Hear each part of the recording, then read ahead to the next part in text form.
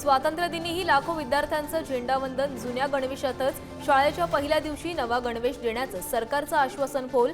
यावर्षी गणवेशाऐवजी सरकारनं पुरवलं केवळ कापड। शिक्षण मंत्री दीपक केसरकर यांची मात्र सारवासारव। मनोज जरांगेंचं आणि माझं उद्दिष्ट एकच, आजपर्यंतच राजकीय चर्चा नाही, आता करायला हरकत नाही। संभाजीराजेंच्या विधानानं चर्चांना उधाण। विधानसभेला एकत्र येणार का, अशी ही चर्चा।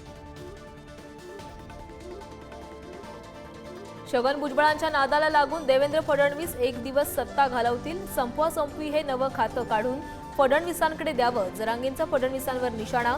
तर जरांगेंनी राजकीय भाषा टाळावी, नितेश राणेंचं उत्तर।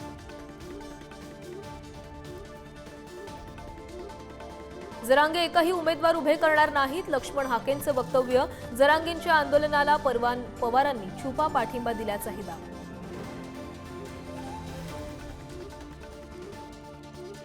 काँग्रेसच्या 2 आमदारांनी घेतली शिंदेंची भेट। जितेश अंतापूरकर, हिरामण खोसकर यांची शिंदेंसोबत चर्चा। भेटीमुळे चर्चांना उधाण।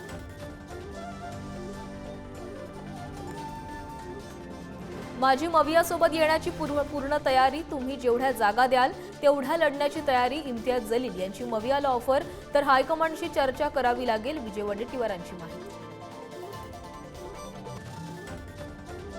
महायुती सरकारवर बदल्यांच्या आरोपांमुळे संघाची नाराजी। बदल्यांच्या विषयांपासून भाजपच्या मंत्र्यांनी दूर राहा, संघ आणि भाजपमध्ये समन्वय वाढवा, संघाचा सल्ला। कर्जत जामखेडमधून अजित पवारही माझ्या विरोधात कर्जतमधून लढू शकतात। महायुतीनं कितीही ताकद लावली तरी जनता माझ्या बाजूनं, रोहित पवारांचं विधान।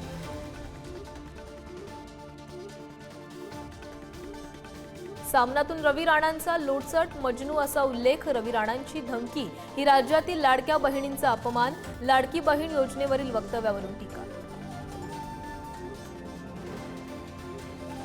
बांगलादेशात हिंदूंवर होत असलेल्या अत्याचाराविरोधात हिंदू संघटना आक्रमक। सकल हिंदू समाजाच्या वतीनं सिल्लोडमध्ये मोर्चा।